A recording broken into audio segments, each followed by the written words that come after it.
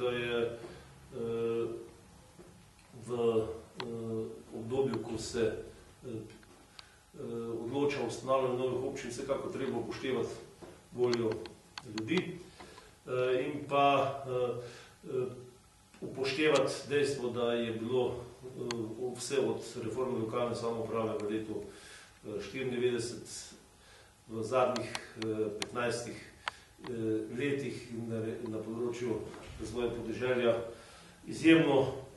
pomembno, kakšne občine smo imeli v določenih okoljih, če so bile občine po volji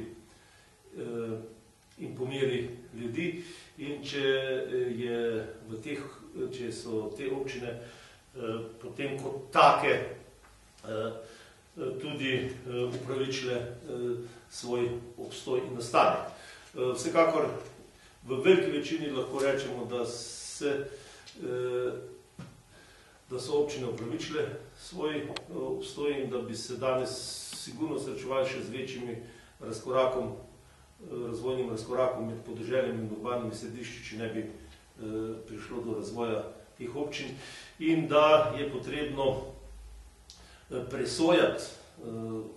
ustanavljanje novih občin in pa velikost občin glede na območje, kjer se takšna občina ustanavlja. Jaz sem prepričan, da so določena področja, to so predvsem tista področja, ki se izrazito praznijo in kjer beležimo negativne demografske trende, da so to področje, na katerih vsekakor kaže razmisliti o ustanavljanju kakšnih občin, predvsem pa to velja za obmejna območja tako z sosedno Hrvaško kot na območju zahodne meje z Italijo. Vsekakor pa, kot sem že povedal, tukaj ni enega univerzalnega merila, dejstvo pa je, da je občina en inštrument, ki zagotavlja skladnejši regionalni razvoj in da je treba iskati rezerve samo še v tem, kako izboljšati in